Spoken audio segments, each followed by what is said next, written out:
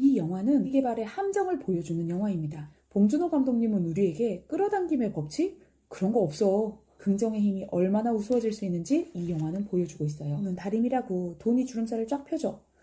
이 대사가 복선인 거 아셨나요? 안녕하세요. 김은재 작가입니다. 오늘은 기생충 리뷰를 해볼게요. 이 영화는 보고 나면 안 괜찮아지는 괜찮은 영화입니다.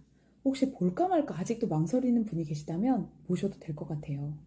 오늘 저는 이 리뷰에서 봉준호 감독은 도대체 무슨 말을 하고 있길래 사람들이 그토록 찝찝해하나, 근데 상은 왜 받았나, 그거에 대해서 말씀드릴게요. 여기서부터는 결말까지 포함된 스포일러가 있으니까 영화를 보신 분들만 봐주세요. 이미 감독님은 관객들을 설국열차에 태운 적이 있어요. 계급에 대한 은유 그 자체인 영화였죠. 이 영화도 주제는 같아요. 한 줄로 얘기해 볼게요. 계급에 대한 유아기적 환상을 깨주고 빈부격차의 민낯을 보여주는 영화입니다. 그것도 아주 독하게 보여줍니다. 해결책 같은 건 안 나와 있어요. 그래서 더 당황스러워요. 실제로 감독님은 영화는 그 자체로 아름다워야지 어떤 도구나 수단이 되면 안 된다고 했어요. 근데 사실 누구보다 마르크스의 자본론을 잘 담고 있는 영화인데 시치미를 뚝 떼고 계신 것 같아요. 이 영화가 씁쓸한 이유는 결국 봉 감독님이 이제 신분 상승의 사다리는 없어. 노력해도 안 돼. 이런 메시지가 담겨 있어서 그래요. 사람들이 가지고 있는 계급에 대한 유아기적인 환상은 기우는 이름도 기우. 이름 자체가 계획의 아이콘. 영화 처음부터 끝까지 머리를 굴려요. 머리를 잘 쓰면 어떻게든 신분 상승을 할 수 있을 것 같은 느낌을 받아요. 수단과 방법을 가리지 않고 노력하면 성공할 거야. 이런 생각을 가지고 있는 거죠. 그걸 이 영화는 부수고 있어요. 봉준호 감독이 깨고 싶은 건 바로 이런 유아기적인 환상입니다. 이게 가장 잘 나타난 장면이 주인집 아들 다송이의 생일 파티 때 트라우마 극복 케이크 장면이거든요. 주인집 아들은 이 영화 초반에서 유일하게 벙커 남편 존재를 아는 인물이에요. 근데 사람들은 그 사람이 없다고 말하는 거예요. 우리나라 사람들은 계급이 있는데 그걸 없다고 말하는 것처럼요. 엄마는 얘기하죠. 야, 귀신 없어. 네가 본 건 다 헛거야. 트라우마 극복 타이밍에 그 아저씨가 진짜로 짠 나타나 버린 거죠. 칼을 들고. 다송이는 기절합니다. 저는 이게 굉장히 영리한 장면이라고 생각해요. 한국 관객들이 계급에 대해, 우리 빈부격차에 대해서 대한민국에 무슨 계급이 있어. 우리가 각자 도생 노력하면 언젠가는 다 좋아질 거야 하고 낙천적으로 생각하는 거에 대해서 깨주는 장면이거든요. 다송이가 그 아저씨를 보면서 기절한 것처럼 감독님은 우리한테 그런 기절할 것 같은 감정을 느껴보라고 하는 것 같아요. 유아기적인 환상에서 벗어나라고. 분명히 우리 사회에는 계급이 존재한다고요. 우리가 팝콘을 들고 영화를 보러 갈 때는 기대감이 있어요. 결핍이 있는 주인공이 2시간이 지나면 결핍과 고난에 대한 대가를 받는 거죠. 근데 이 작품은 그런 믿음을 배신해요. 끝이 시작보다 안 좋아요. 차라리 심판은 받아들이지만 불행한 결말을 받아들이지 못하죠. 첫 장면이 반지하, 양 걸린 장면인데요. 마지막 장면도 그 장면 화면 구성이에요. 수미상관법. 근데 전혀 낮은 게 없어요. 한 사람은 죽었고, 한 사람은 사람을 죽였고, 한 사람은 죽다 살아났고, 한 사람은 사라졌어요. 그 정도인데도 심지어 더 떨어졌다. 이 결말이 힘든 거고요. 근데 결말이 힘들기만 하면 흥행을 안 할 텐데 재미도 있어요. 감독님이 너무 똑똑하세요. 영화 초반에는 뭔가 신나게 얘기가 흘러가요. 가난한 사람이 부자를 매기는 얘기거든요. 회사 중에 프리텐드라는 게 나와요. 기우가 부잣집 딸한테 야 이걸로 영작해봐 이렇게까지 말합니다. 행내 가족은 집주인 행세까지 합니다. 그 집에서 목욕도 하고 거실에서 술도 마셔요. 마치 진짜 신분 상승이라도 한 것 같은 기분을 느껴요. 그러나 영화가 흐르면 흐를수록 갑과 을이 누군지가 밝혀져요. 영화 전반부는 취업 성공으로 기뻐했다면 뒤에는 서서히 가족들 표정이 고단해집니다. 물난리가 돼서 온 가족이 수재민이 되었을 때 엄마는 집주인 아들의 생일 파티를 차려야 하고 아빠는 마트장을 보고 인디언 복장까지 해야 해요.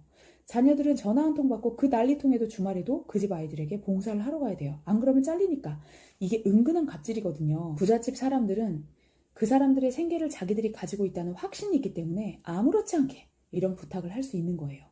자본주의 안에는 돈이라는 신분과 계급이 있다는 냉혹한 현실을 보여줍니다. 꼬리칸만 있는 줄 알았는데 부록이 또 있어요. 그걸 이 영화는 막 섞어서 보여주죠. 마치 한우 짜파구리처럼요. 세 가지 가족을 동시에 보여주면서 계층의 층위를 보여주는 거예요. 그럼 우리나라 사람들은 그동안 계급에 대해서 어떻게 생각하고 있었을까요? 그건 바로 수석이라는 상징을 통해 알 수 있어요. 저는 수석을 우리 사회에 부는 자기 개발이라고 생각해요. 대한민국 사람들은 내가 열심히 노력하면 언젠가는 윗칸으로 올라갈 거야 라고 생각하는 거예요. 어떻게 보면 이게 지배층이 우리를 다루는 방식일 수 있어요. 학벌을 서열화 해놓고 정규직과 비정규직을 만들어 놓고 너희가 노력하지 않고 공부를 열심히 하지 않아서 그 자리야 라고 개인 탓을 할 수 있거든요. 이 영화는 자기계발의 함정을 보여주는 영화입니다.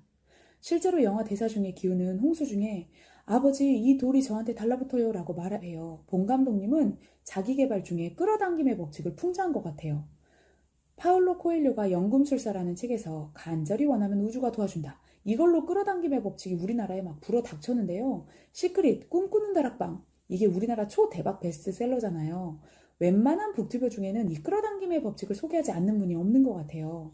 이런 끌어당김의 법칙을 설명하는 책 중에는 건물주가 되고 싶으면 간절히 원한 다음에 비비드 드림, RMVD, 간절하게 꿈을 꾸며 건물을 돌아라라고 하고 있어요. 거의 기우의 믿음과 같죠. 그럼 그렇게 건물 돈 사람이 부자가 되었느냐? 아니요. 폐활량은 좋아졌겠죠. 그럼 누가 건물주가 되었느냐? 그 책을 쓴 사람들만 돈 모으고 건물주가 되었을 거예요. 아니면 건물주의 아들이 자라서 건물주가 됩니다. 봉준호 감독님은 우리에게 끌어당김의 법칙? 그런 거 없어. 이렇게 냉정하게 얘기하는 거예요. 기우는 이 수석을 들고 벙커로 가서 그 사람들을 죽이려고 하죠. 하지만 그것도 뜻대로 되지 않아요. 계속 머리를 쓰는 기우는 결국 그 수석의 머리가 깨져요. 감독님은 노력하고 계획하면 누구나 부자 된다는 믿음을 수석을 통해 산산조각냅니다. 하지만 기우는 정신을 못 차리고 끝까지 긍정의 힘을 믿습니다. 언젠가 부자가 돼서 이 집을 살 거라고요. 실제로 긍정의 힘이라는 책에 이런 얘기가 나와요. 주차장에 자리가 없을 때 긍정의 힘을 가지고 기도를 하래요. 이 책을 쓰신 분이 목사님이거든요. 그러면 자리가 난대요. 사실 그럴 때는 주차장을 넓혀야 돼요. 기도를 하고 믿음을 보여준다고 되는 게 아니에요. 더 이상 한 개인의 믿음이 부족해서, 긍정의 힘이 부족해서 가난한 게 아니라는 걸 보여주는 거예요. 긍정의 힘이 얼마나 우스워질 수 있는지 이 영화는 보여주고 있어요. 흔히 우리는 가난한 사람은 게을러서 가난하다라는 통념이 있는데요. 기택은 가장 좋은 계획은 무계획이야 라는 말을 합니다. 기택은 과연 게을러서 이렇게 무계획적으로 살고 가난할까요? 예전에 치킨집, 대만 카스테라집, 대리운전, 발레파킹 등 돈 있을 때도 없을 때도 최선을 다해서 살았던 사람임을 알려줍니다. 기우처럼 계획하고 몸부림쳤죠. 그런데 우리 사회가 발 한 번만 잘못 디디면 사회적 안전망이 없어서 나락으로 떨어지는 사회라는 걸 알려줍니다. 또 흔히 가난한 사람은 머리가 나쁘고 능력이 없어서 가난하다라고 생각을 하는데요. 이 가족들은 누구보다도 능력이 있어요. 엄마 충숙은 전국체전 해머 던지기 은메달리스트 선수 출신이에요. 누구보다도 육체적 힘이 강한 사람으로 나와요. 실제로 몸싸움에서 충숙 때문에 가족들은 위기를 탈출하고 발길질 한 번에 가족을 위협하는 전직 가정부를 죽일 만큼 위력적이에요. 광기 어린 벙커 남편을 죽인 것도 충숙이고요. 기정 기우남매는 재치와 처세술이 뛰어납니다. 이런 것도 능력이라면 능력이죠. 오히려 부잣집 조효정이 멍청하고 어리숙하게 나와요. 이 영화에서는 가난에 대한 사회적 통념을 반박한다고 볼 수 있어요. 즉, 영화에서는 개인의 능력이 계급을 결정한다고 보고 있지 않은 거예요. 그럼 무엇이 계급을 결정하느냐? 마르크스는 자본주의의 주인은 자본가라고 했어요. 기택내가 꼬리칸에 있는 이유는 이 사회의 주인인 자본가가 아니어서 그래요. 이 자본은 대물림됩니다. 아무리 똑똑해도 열심히 일해도 이건희 회장 아들로 태어난 이재용처럼 부자가 될 수는 없는 거거든요. 왜냐하면 자본가들이 생산수단을 쥐고 있기 때문이죠. 이 영화에서는 설정상 전원 백수 가족으로 그려졌는데 사실 우리 현실은 이들은 전원 일할 가능성이 큽니다. 전원이 일해도 금수저로 태어난 사람들보다 부유하게 살기 힘들죠. 돈이 없어 대학을 못 가니까 사회에서 관리직은 하기 힘들 테고 최저시급을 받으면서 일할 가능성이 커요. 늘 돈에 대한 걱정을 하고 있으니 창의적인 생각을 할 수도 없고요. 4명이 모두 다 일을 해도 이들은 넉넉하지 못할 가능성이 큽니다. 왜냐하면 애초에 자본가들은 이 꼬릭한 사람들이 먹고 살 정도로만 돈을 주기 때문이에요. 홍세화 작가님은 한국 사람들은 자기 존재를 배반한다라는 말을 한 적이 있어요. 그래서 한국 사람들은 자기를 가장 잘 대변해주는 정당보다 자기가 되고 싶은 사람이 속한 정당을 뽑는다는 말을 하신 적이 있어요. 쪽방에 사는 사람들이 부자들을 대변해주는 당을 뽑는다고요. 그 대사가 바로 지하벙커에서 전 가정부가 언니 이러지 말아요. 같은 부루 이웃끼리. 그러니까 엄마가 저희 부루 아니에요 라고 손을 긋는 모습과 같습니다. 박 사장 리스펙 이 대사도 마찬가지예요. 여기서 소름 끼치는 사실 하나는 벙커 남편도 기택과 똑같은 사업을 하다 망했다는 점이에요. 대만 카스테를 하다 망했다라고 웅얼거리는데요. 둘은 같은 처지인 거예요. 프랜차이즈 사업을 하다가 말아먹은 거죠. 둘은 우리를 이렇게 만든 본사에 항의하자. 우리 같은 사람이 회생할 수 있게 사회에 요구하자 라고 동맹하지 않아요. 대신 싸웁니다. 같은 일자리를 놓고 말 그대로 목숨을 걸고 싸워요. 이 부분을 보면서 마르크스 공산주의 선언의 한 부분이 생각났어요. 만국의 노동자여 단결하라. 이건 만국의 노동자가 단결하는 게 아니라 노동자끼리 싸웁니다. 노동자들은 자기들의 숙주인 자본가에게 투쟁은커녕 존경을 보냅니다. 만약 마르크스가 이 기생충을 본다면 관뚜껑 열고 나오실 것 같아요. 기존 사회학도 하나의 도식에 불과하고 지금 대한민국의 모습을 보여줄 수 없다는 걸 보여주는 장면인 것 같아요. 기생충식으로 얘기해 볼게요. 마르크스, 다 계획이 있었구나. 네티즌들 사이에서 가장 나쁜 사람은 누구일까에 대해서 말이 많았어요. 박서준이 제일 나쁘다 쪽으로 결론이 나는 것 같아요. 과연 그럴까요? 명대사 하나를 볼게요. 돈은 다림이라고 돈이 주름살을 쫙 펴줘. 이 대사가 복선인 거 아셨나요? 사실 등장인물 중에 다리미가 가장 필요한 인물, 즉 꼬여있는 인물은 바로 기택입니다. 이성규는 선 넘지 말라고 경고하는데도 자꾸만 기택이 선을 넘어요. 운전기사가 아니고 네 인생의 선배야. 이런 이상한 꼰대 같은 말을 자주 해요. 박 사장한테 부인을 사랑하냐? 너도 참 애 많이 쓰고 산다. 자기가 나이가 많은데 어린 사람 밑에서 운전수로 일하는 게 자존심이 상했던 것 같아요. 그러다가 사건 당일 이선균이 얼른 착해줘 이렇게 말하니까 모멸감을 또 느껴요. 아, 나는 내 딸이 찔렸는데 저 사람은 혼자만 살려고 하는구나. 근데 이성균 입장에서 보면 이 사람들이 서로 가족인 걸 몰라요. 이성균은 잘못이 없어요. 이성균이 벙커 남편 밑에 차키를 들추다 코를 막아요. 그게 또 기택한테 뭐라고 한 건 아니잖아요. 그때 기택은 쌓여왔던 분노, 억압된 분노를 죄 없는 박 사장한테 풀어요. 관객들은 충격을 받습니다. 왜냐하면 영화에서 악당이 죽어야 카타르시스를 느끼는데 여기서는 우리가 감정이입을 했던 인물, 바로 그 주인공 기택이 악당이 되어버렸거든요. 이게 또 찝찝한 이유 중에 하나입니다. 실제로 가난한 집 아이들의 뇌와 부자 아이들의 뇌를 비교해봤을 때 회백질 양의 차이가 난다고 해요. 영양 상태, 정서 상태 때문이죠. 감정도 마찬가지인 것 같아요. 기생충에서 갈등을 참을 힘이 가장 없는 사람은 제일 가난한 사람이에요. 벙커 남편이 칼 들고 설치잖아요. 그 다음이 기택이에요.